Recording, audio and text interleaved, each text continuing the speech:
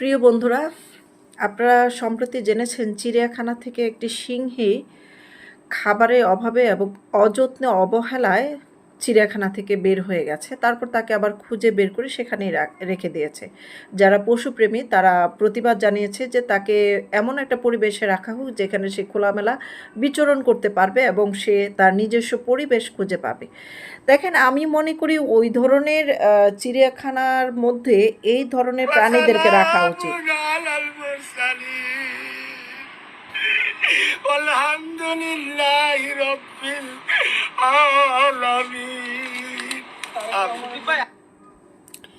এই ধরনের প্রাণীদেরকে খোলামেলা জায়গায় বিচরণ করতে দিলে তারা যে পরিবেশ দূষণ করে এটার প্রমাণ আমি দেখালাম। এবং আপনারা জানেন যে ৩২ নাম্বারের সামনে যখন ৩২ নাম্বার বুলডোজার দিয়ে ভাঙা হয় তখন কিন্তু সে ফ্লোরের মধ্যে মানে মাটিতে বসে অশ্লীল অঙ্গভঙ্গির মাধ্যমে নৃত্য প্রকাশ করে, ডিজে ডান্স করে এবং তারপর থেকে সেদিন থেকেই সে অভিশপ্ত হয়ে পাগল হয়ে যায় এবং আজ পর্যন্ত সে সুস্থ হয়নি। ৩২ নাম্বারে যারা যারা গিয়েছে বাকি যারা আছে তারাও কিন্তু আস্তে আস্তে পাগল হওয়ার পথে এগিয়ে চলেছে এবং তাদের জন্য আমার মনে হয় আলাদা করে একটা চিড়িয়াখানা বানানোর প্রয়োজন পড়বে বাংলাদেশে।